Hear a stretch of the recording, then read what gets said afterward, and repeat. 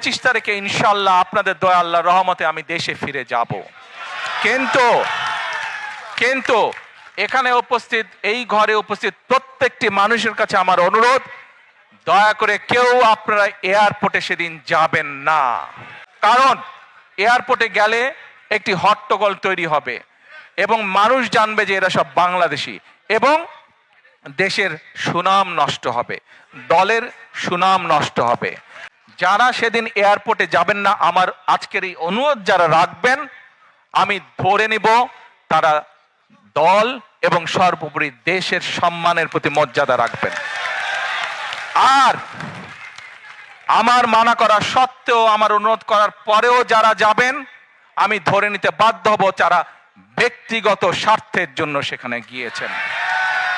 কাজেই আপনাদের কাছে বিনীত অনুরোধ রেখে আমার বক্তব্য শেষ করছি।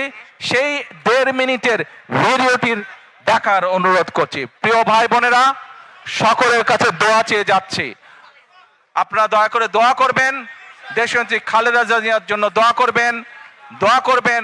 আপনাদের সামনে যে পরিকল্পনা তুলে ধরেছি, আল্লাহ যাতে আমাকে তৌফিক দেন দেশ এবং দেশের মানুষের জন্য সেই কাজগুলো যাতে সম্পূর্ণ করতে পারি। আল্লাহ হাফেজ। বাংলাদেশ জিন্দাবাদ, বাংলাদেশ জাতীয়তাবাদী দল জিন্দাবাদ। আসসালামু আলাইকুম।